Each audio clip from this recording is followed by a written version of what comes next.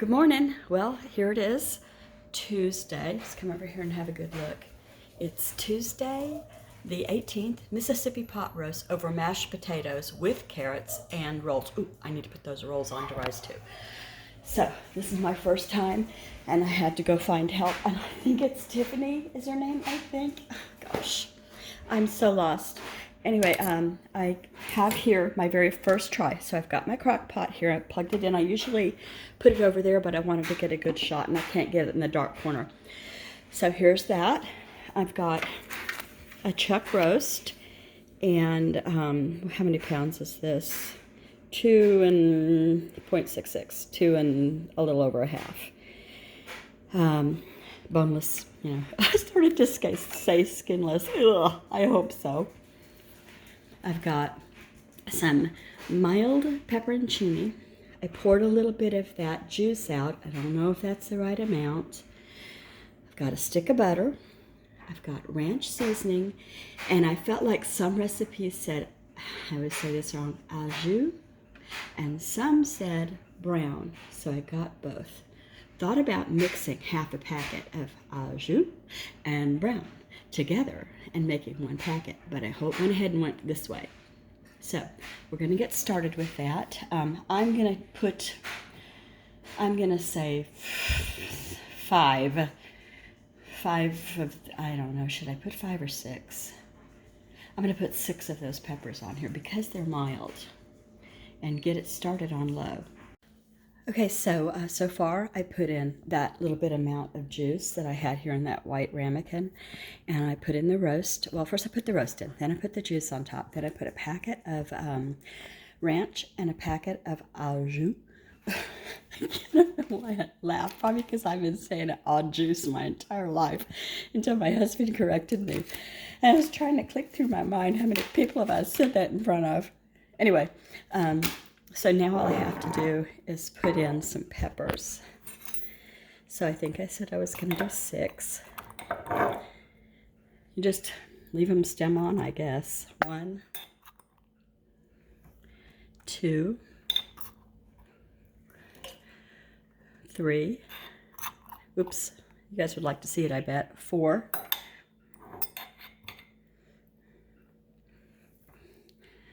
5. And then this one will be 6, and I'll put them down here because that spot looks lonely. I turned off the dryer. I realized I had a jacket in there banging around, and you guys probably heard it at the beginning of the video. Sorry. Now all I have to do is put the stick of butter. Don't break it up. Don't, chunk it up. Just put it right in there. So I'm going to do that next and show you. Okay, butter's on top. And put the lid on. Don't lock it down, I guess, until you want to carry it somewhere. Anyway, here it is. Got it plugged in. I'm going to put it on, I believe I'm going to put it on low for like several hours. So select low, and the time will be, let's try this. It's probably going to be done before then, but that's what I'm going with. Low for 7 hours for now. And I've got some potatoes here, and I'm going to make mashed potatoes over there and serve this kind of on each plate on top of a pile of mashed potatoes, which looks like comfort to me. And that light is glaring. Let's see. Oh, and I'm going to steam some carrots. I'm going to put some rolls on to rise. And those rolls are not a big deal. Do not be impressed. I'm always impressed when I watch people, oh, just take a bowl or do it on the counter even. Here's some biscuits. Throw this on there. Throw that on there. Whip it together. There you have beautiful biscuits that look like they came from Country Buffet or something. Not me. I use the whack 'em on the counter. Okay, here's what I'm going to use for the rolls, and these have to rise for several hours, so they'll be done, in plenty of time for dinner. So I like the Frozen Roads brand, and I've tried Sister Schubert in once, and maybe I made a mistake, but they weren't what I was expecting them to be. Maybe I need somebody to tell me a little bit more about them. Anyway, These are just thaw, rise, and bake, and they turn out just like that picture says they will. They're light and yeasty, and they smell like bread baking when they're cooking.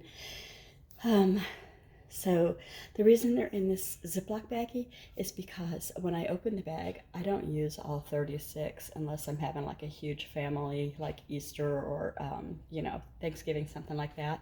Usually it's just for dinner for us, and I'll take out a dozen at most, usually a dozen. So what you want to do is any pan will do, you know, that'll fit whatever you're making.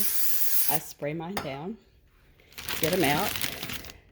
Look for these lines right here. That's the bottom, that's the top, and just lay them out. I'll put 12 in here and show you.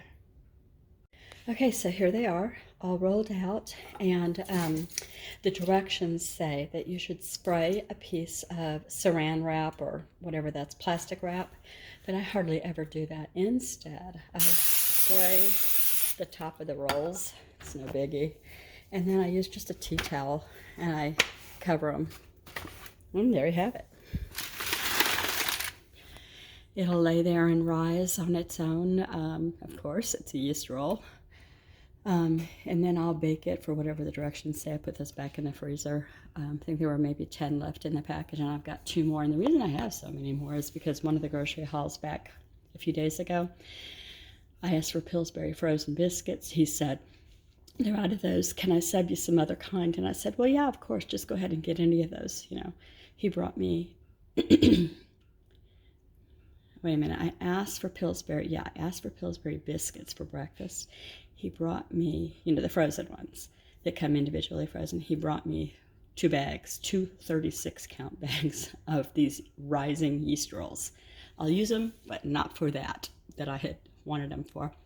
So as these rise and that roast over there cooks, I'm going to take some time to do other stuff. Not sure what yet. Look at my bags from yesterday's haul. Still there. They're empty. I need to fold them up and put them away. I have a glut of brown bags. Oh, by the way, my name is Kendra. Welcome to my channel if you're new. I do recipes, menu planning, field trips out in town. You know what I do need to do next, maybe? Not today. Somebody needs to fix this mess because I can't hardly find anything in there. Okay, so anyway, I live in Washington State. I'm a mom to 5 grown kids. I'm a recovering homeschool mom, and that's my story. Oh, and I'm a dog lover. Yes, I am. I'm a retired childbirth professional. I taught classes for years. I attended home births and birth center births, and thinking about starting a channel on that topic because I don't want to skeeve anybody out on this topic with what I might say. I'll show you the done product with this when I'm done. Okay, that Mississippi pot roast is looking really good over there in that slow cooker. And I'm peeling taters right now. I like to put a paper towel down in my dish pan. And then I, you know, I heard something. And then I just can pick that all up and put it in the garbage at once instead of taking them all out of the sink. And so the rolls are getting there. Put them in the oven. I've got it preheating right now. I've got a gas, propane. I've got a propane tank out back and it does my oven. But anyway, what I was going to say is it takes a really long time to come to temperature. But once it does, it's fine. And I wondered if people with propane also find the same thing, or is it just this particular oven? Not sure. So, I think that's it. Oh, and I'm going to peel carrots after I do potatoes. Yeah, he would love to get in here with her, but he is not. Go away, Barry White. Next are carrots, and as you see here, I have a can of carrots because, I don't know if you can tell or not, but they're a little bit, they're a little bit past due. Here. I'm trying to show you. Yeah, I bent it. It's bendable. Yuck. I had no idea that was lurking. I just cleaned out the refrigerator and they were okay. They really were. They're not now. So that's on my grocery list. Oven's ready for the biscuits. I'm sorry, oven's ready for the rolls. There we go. The rolls are done, nice and brown and pretty, and I smeared some nice real butter across the top so it kind of softens the top and makes them all yummy. And mashed taters are done. I used, russets, and then I boiled them, and then I mashed them with a bean masher, and then I got all the lumps out, well, 99.9, and added a whole stick of butter, starting to sound like Paula Deen, and some half and half salt, pepper, and a little tiny bit of onion powder. There we go, and that's that. And this is near done. It's the first opening. I've not opened it. What do you think? Let's see, I need a fork. Don't think I have one in this drawer, and if I did, I wouldn't be able to find it. So, a knife it is.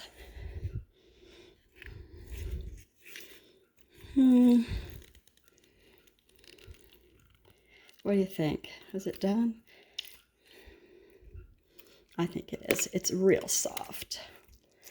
Okay, it's hard to pull it apart with the tip of the fork while holding this camera, but I'll plate it up and we'll see what it looks like. And you already saw my poor carrot story, so there's no need showing you that. Okay, here it is, all done. This is my plate. I'm not a big fan of carrots, so I'm gonna make myself eat like a little. And then there's the pepperoncini, and I've never eaten a pepperoncini in my life, so we'll see. I'll eat it because this is what it is. And then there's my roll, and I'm having it with a LaCroix, my au jus with a LaCroix. I think we'll enjoy this, and I thank you all for helping me through this. I asked for advice here and there along the way. And so anyway, hope you'll stick around, subscribe if you haven't, hit that notification bell, and it'll tell you whenever I put up a new video, if you care. And I love to meet new people and chat, and I hope that you'll say hi. Bye-bye. I hate coming back after I've said goodbye, but I couldn't help it. My mom may have found her new comfort meal. It's gone. And I could eat it. I would hurt myself, but I could eat another plateful. I ate the carrots. I ate the pepper. I was a little leery of the pepper, but the pepper was the best part. I've never had one before. And I will do this meal again. This will go in my monthly rotation, I imagine. In fact, I'd like to make it for another person and send it over. I like it so much. Like, here, you gotta have some of this. Thanks, y'all. Bye-bye.